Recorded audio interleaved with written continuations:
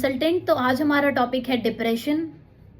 तो दोस्तों, कल मेरे पास एक मरीज आया जो बाहर से एकदम नॉर्मल लग रहा था, लेकिन जब उसने बात शुरू करी तो बोला, डॉक्टर साहब सब कुछ तो है ज़िंदगी में, लेकिन फिर भी अधूरा अधूरा लगता है, किसी चीज़ में मन नहीं लगता, किसी चीज़ से खुशी नहीं मिलती। तो दोस्तों, कई बार ये सिर्फ स्ट्रेस और थकान नहीं होती, ये डिप्रेशन का संकेत हो सकता है।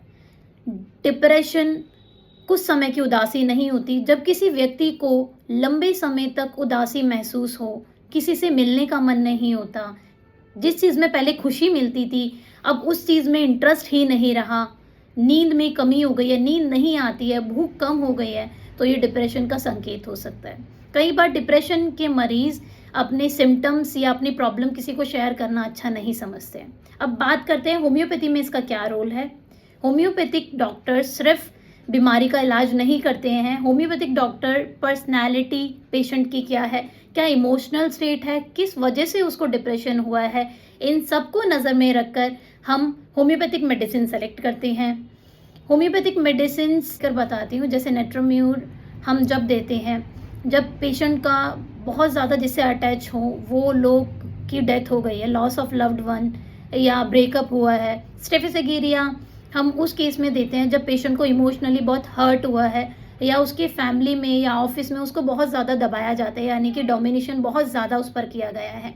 ऐसे ही बहुत सारी होम्योपैथिक मेडिसिन है, लाइक ऑरमेट, इग्निशिया। डिप्रेशन के बहुत सारे अलग अलग कारण होते हैं, जैसे कि किसी को इमोशनल हर्ट की वजह से डिप्रेशन हो सकता है, या फाइनेंशियल लॉस हुआ है, लॉस ऑफ लव्ड वन हुआ है, उसका रिलेशनशिप अच्छा नहीं चल रहा है, फैमिली में बहुत ज़्यादा लड़ाई झगड़ा चल रहा है, ऑफिस में अच्छा नहीं चल रहा है। तो डिप्रेशन के बहुत सारे अलग अलग कारण हो सकते हैं।